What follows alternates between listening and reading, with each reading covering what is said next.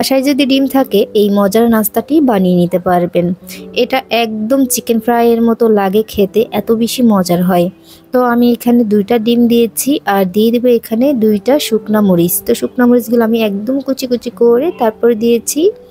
আর দিয়ে দেবো এখানে সামান্য একটু লবণ। এবার হচ্ছে কাঁটা চামচ দিয়ে ভালোভাবে করে মিক্স করে নিতে হবে।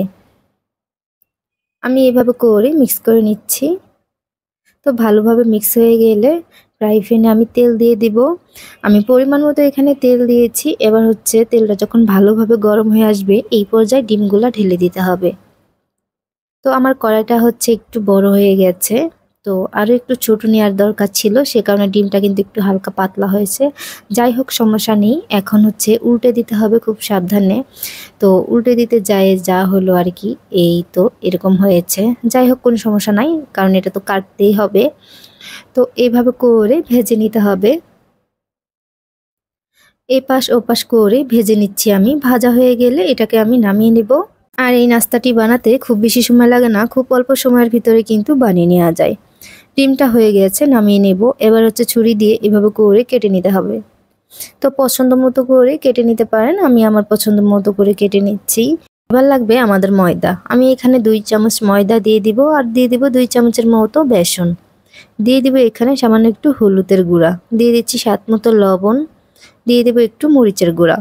লবণটা কিন্তু একটু অল্প পরিমাণে দিবেন, কারণ ডিমটা লবণ দিয়ে ভাজা হয়েছে। বেশি দিলে তাহলে কিন্তু খেতে পারবেন না। এখন হচ্ছে ভালোভাবে করে মিক্স করে নিয়েছি আমি অল্প অল্প পানি দিয়ে। তো এটা খুব বেশি ভারীও না আবার খুব বেশি পাতলাও না, দেখে হয়তো বুঝতেই পারছেন। এখন হচ্ছে এখানে ডিম দিয়ে দিব, দিয়ে এপাশ ওপাশ করে ডিমটা আমি মেখে নিয়েছি। এবার হচ্ছে ফ্রাই প্যানে তেল দিয়েছি। তেলটা যখন ভালোভাবে গরম হয়ে আসবে এই পর্যায়ে কিন্তু দিয়ে দিতে হবে। এখন হচ্ছে আমি চুলার আঁচটা মিডিয়ামে রেখেছি, রেখে সবগুলা দিয়ে দিচ্ছি। এই নাস্তাটি বাসায় যদি একবার বানিয়ে খান রোজ বানাতে মন চাইবে, এত বেশি মজার। তো এখন হচ্ছে এগুলাকে একটু উল্টে দিচ্ছি আমি এভাবে করে। তো এপাশ ওপাশ করে ভালোভাবে করে ভেজে নিতে হবে। যখন এটা মচমচে হবে আর সুন্দর একটা কালার চলে আসবে এই পর্যায়ে আমি নামিয়ে নিব।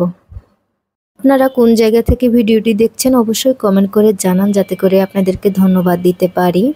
রেসিপি ভালো লাগলে লাইক শেয়ার কমেন্ট করে পাশেই থাকবেন। সবাই ভালো থাকবেন। আজকের মতো এখানেই বিদায় নিচ্ছি। আল্লাহ হাফেজ।